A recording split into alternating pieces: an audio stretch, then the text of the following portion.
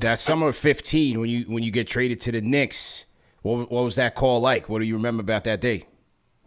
Well, I knew I was okay because I was comfortable already, and I hate to say admit I was comfortable, but then the Magic already offered me a qualifying offer, so I knew I had another year to Mm-hmm. continue to prove myself in the NBA, and I didn't have to fight tooth and nail, on that non-guaranteed contract, which I did 3 years on. So that was like a comfort. So when the Knicks had called, and I knew what they were kind of looking for, and I was like, man, I kind of fit like the passing big. I hope I did enough Yeah. last season to kind of show that with a little bit of opportunity, I could kind of fit this triangle, especially if they really pushing it. So when they called, I never, how something is so close to home, you never really see it for yourself. Mm-hmm. Many times as I had all my friends and family come to Knicks games, Nets games, I never thought that New York would be a home for me, and it came at a perfect time. My family, we were um, we were looking for something to bring us together at the time. I knew I was doing well, and when the Knicks called, I said, "Boom, this is perfect." And had like two or three options, and it was a no brainer just coming Mm. back home, man. You know what I'm saying? Yeah. I knew it would be a transition going into an offense that people say wouldn't work, but I mean, I couldn't turn down the offer, and I think that I couldn't turn down the opportunity.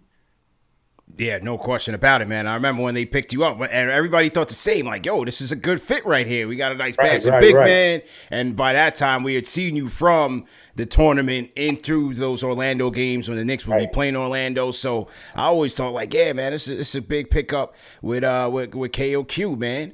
And Right. so when you got here, obviously there was different coaches every year and things of that nature. Like what was that adjustment like, just kind of just dealing with kind of the organizational instability at the time?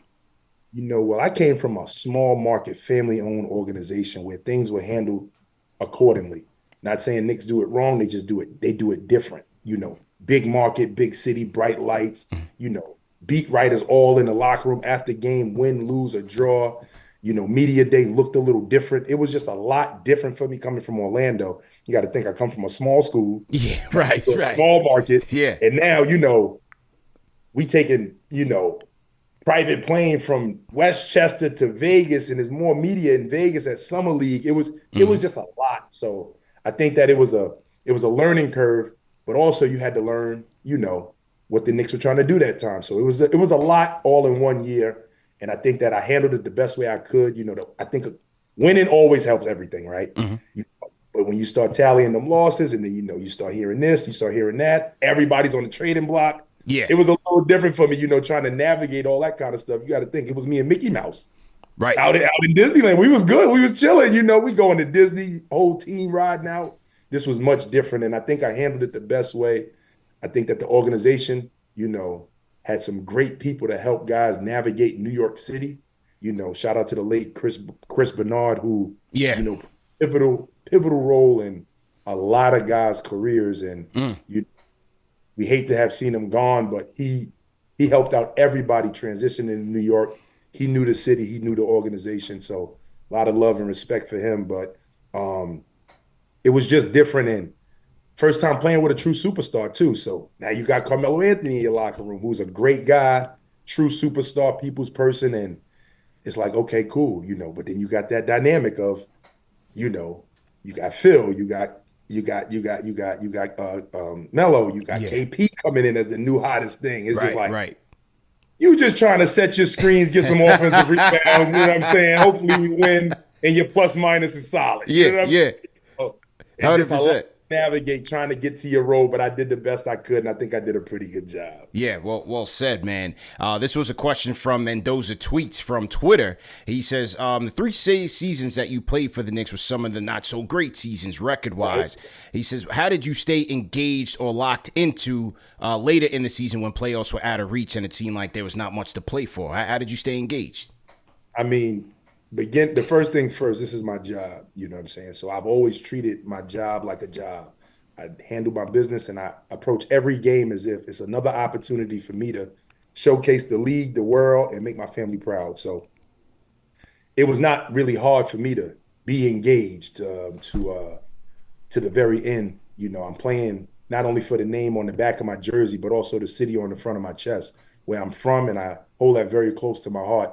Uh, pretty easy for a guy like myself that's not being asked to do nothing but play hard and produce in the minutes that you're given. So Mendoza, I think it was easy. You got to ask somebody that it might have been tougher for, but I enjoyed every second, being on the floor in the Garden. Yeah, no doubt, man. I talked to Dotson about that as well, kind of going through, some of those tough years. Was there a favorite teammate that you had going on the road with? Any road stories? Yeah, any road stories you happy to share? So that's family friendly and safe, man. What do you think? Favorite teammate on the road in New York? Yeah, Lance Thomas. okay. And I love Lance like a brother, and I think that he was the first person that did things a little differently. Instead of going to the mainstream, Prime 112 in Miami. You're right. Clawing through different reviews and recommendations to find the best Mediterranean spot in all of, Miami, Florida. So Yeah. you're like, oh, this is dope. So he opened your eyes to know there's more than just doing the regular things. And I think that he helped my maturity, a lot, able to, navigate the road a little differently, stay out of the way, stay in your zone, and have a little downtime, enjoy some good wine, enjoy a good dinner. And I think that people gravitated towards him. And I think that he was one of my favorite teammates because you can always call on him. He was a teammate. He was a man in a room. And he knew how to take lead. He knew how to take charge in situations that, ultimately taught some of my ways today. Yeah, shout out to Lance Thomas, man. Salute to Lance. LT. Yeah. And, over the course of those years, we as Knicks fans, we always hopeful, right? We're always thinking every year's our year, especially in the Melo era where we think we have the talent. Yeah. But there were a lot of different players that came in and out of rotation, and a lot of guys who we thought, man, this guy could be part of the future. Was there a player that you felt like was underrated or didn't get his due in that era, that tenure that you had with the Knicks? Was there a player that you like, yo, he can get buckets, man, or a talented player that didn't really get his just due? Talented player that didn't get his just due that I played with. I'll give him his respect. Cleanthony Early. Okay. He was one of those players that if a couple years later, he's one of those Swiss Army knives, right? He's a freak athlete. His makeup is crazy. There's not much different than in his body type than some of the guys that's really doing well in the NBA now. He could shoot the ball just good enough to be on the floor. He could rebound. He can defend when motivated. I think that Cleanthony Early, he worked hard as hell. And I think it was tough. Like I said, you got to give a lot of credit to the draft picks from New York. New York drafted him. It's hard to kind of turn that corner from a college atmosphere to New York City.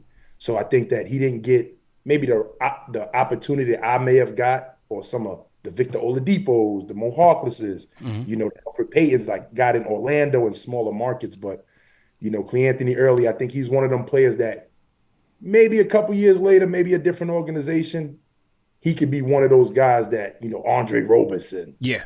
Saying long, lanky defender, some of the things that Mikal Bridges is doing now. Not saying he's as good as Mikal, but right. Same body type, can switch. And I think that, between him and Langston Galloway might be one of the best shooters that I've seen in workouts. Like, and I mean, he don't need no rim either. So he just letting it go, and he's knocking them down, So you look at guys a guy, what's my man name from Memphis? Bane. Okay. Bane, he's out there, he's playing his game in his true role. And you look at guys like that, and you're like, man, he's knocking it down. And Bane's an awesome shooter, but yeah, I've seen guys like Langston Galloway that could fill it up as well. So yeah, the talent was there. It's hard to put a roster together. I did like Langston when he was here, man. I thought he could shoot the ball well. He came on the show as well, man. We had a good conversation. Langston Galloway. Yeah. Langston's good dude. He's a good dude. And he played for the USA Select team recently. So that was a good honor for him. And I think his mom or dad went to Norfolk State, so okay, automatic connection. That's dope. I like Langston a lot. Yeah, good dude. Those are the two players that I always give a lot of credit to in conversations like this. Yeah. That's cool. I wasn't expecting that. You know one player that Knicks fans really loved during his time. Y'all only played together for like a year. Trey Burke. Trey Burke. We used to call him Trey I. Yeah, I love Trey Burke. Trey Burke is like one of those guards like JB. Like you impressed that they can still get it off, Yeah. at that size, Right. And Trey Burke, I ended up playing with him in Philly too. So Yeah. I seen him two different stops. And Trey Burke, I mean, but once again, one of those winning guys, at Michigan, he wasn't used to losing. Yeah. Big time player stepping in, doing his thing. Big time high school player. And I think that Trey Burke was. But we know Trey Burke is nice. Right. You know what I'm saying? Yeah, I that's was, true. I That's was true. trying to That's shine true. light on Not guys underrated. that Yeah. maybe that somebody you wouldn't know unless I was here to tell you. Yeah. Trey Burke is nice. Yeah. You may not know Langston is as good as he is because of the years, the G. You might get caught up in Langston's story, which we all can love and appreciate, more than how good he really is. You know what I'm saying? He came from the G League. Yeah. He gave him opportunity. True. Standing there, Team USA.